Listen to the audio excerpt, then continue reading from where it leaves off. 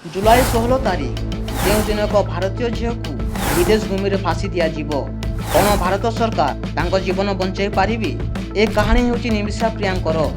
ତ ବନ୍ଧୁଗଣ ଆସନ୍ତୁ ଜାଣିବା ନିମିଷା ପ୍ରିୟାଙ୍କୁ କାହିଁକି ୟେମେନରେ ଫାଶୀ ଦଣ୍ଡ ଦିଆଯାଉଛି। କେରଳର ନିମିଷା ପ୍ରିୟା ଏକ ନର୍ସ ଥିଲେ।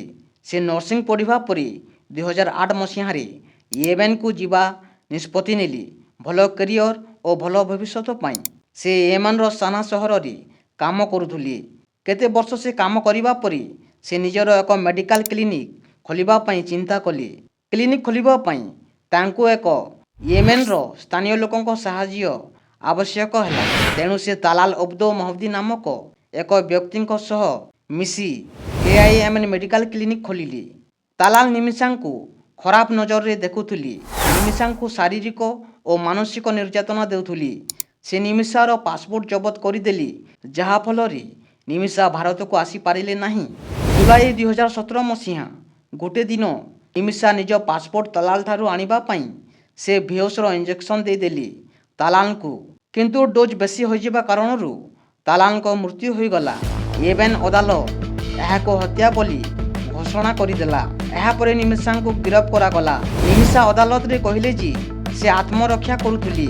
ହତ୍ୟା କରିବା ତାଙ୍କ ଉଦ୍ଦେଶ୍ୟ ନଥିଲା, କାରଣ ତାହାଙ୍କୁ ତାଲାଲ ଶାରୀରିକ ଓ ମାନସିକ ଭାବରେ ନିର୍ଯାତନା ଦେଉଥିଲେ। କିନ୍ତୁ 2018 ମସିହାରେ ଅଦାଲତ ତାଙ୍କୁ ମୃତ୍ୟୁଦଣ୍ଡ ଦେଇଦେଲା। ଏହାପରେ ଗୋଟିଏ ପରେ ଗୋଟିଏ ନିମିଷା ଅପିଲ କଲେ ନିଜ ଜୀବନକୁ ରକ୍ଷା କରିବା ପାଇଁ, କିନ୍ତୁ କିଛି ଫଳ ମିଳିଲା ନାହିଁ। ବ୍ଲଡ ମନି, ଯାହାକି ୟେମେନ ନିୟମ ଅନୁଯାୟୀ ପୀଡ଼ିତ ପରିବାର ଯଦି ମାନିଯିବେ ତେବେ ହତ୍ୟାକାରୀଙ୍କୁ ମାଫ କରିପାରନ୍ତି। ପ୍ରତି ବଦଳରେ ପୀଡ଼ିତ ପରିବାରଙ୍କୁ ଟଙ୍କା ଦିଆଯିବ, ଯାହାକୁ ବ୍ଲଡ ମନି କୁହାଯାଏ। ନିମିଷାଙ୍କ ପ୍ରାଣକୁ ରକ୍ଷା କରିବା ପାଇଁ ନିମିଷାଙ୍କ ମା' ତାଙ୍କ ଘର ଜମି ବିକ୍ରି କରି 8.5 କୋଟି ଟଙ୍କା ଦେବା ପାଇଁ ପ୍ରସ୍ତାବ ଦେଲେ।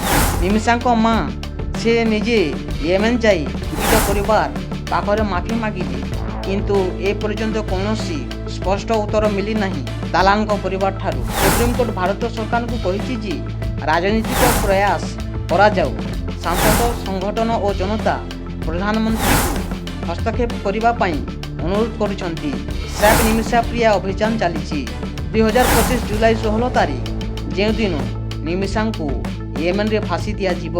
କିନ୍ତୁ ଶେଷ ଆଶା କରାଯାଉଛି ଯେ ନିମିଷାଙ୍କ ପ୍ରାଣ ରକ୍ଷା କରିବା ପାଇଁ ତାଲାଲଙ୍କ ପରିବାର ବ୍ଲଡ ମନି ଗ୍ରହଣ କରନ୍ତୁ ଏବଂ ଭାରତ ସରକାର ଗମ୍ଭୀର ରାଜନୈତିକ ପଦକ୍ଷେପ ନିଅନ୍ତୁ। ତ ବନ୍ଧୁଗଣ, ଆପଣଙ୍କ ମତାମତ କ'ଣ? କ'ଣ ନିମିଷା ନିଜ ଜୀବନ ରକ୍ଷା କରିପାରିବେ? କ'ଣ ଭାରତ ସରକାର ନିମିଷାଙ୍କ ପ୍ରାଣ ରକ୍ଷା କରିପାରିବେ?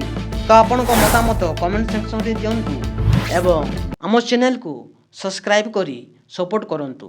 ଧନ୍ୟବାଦ।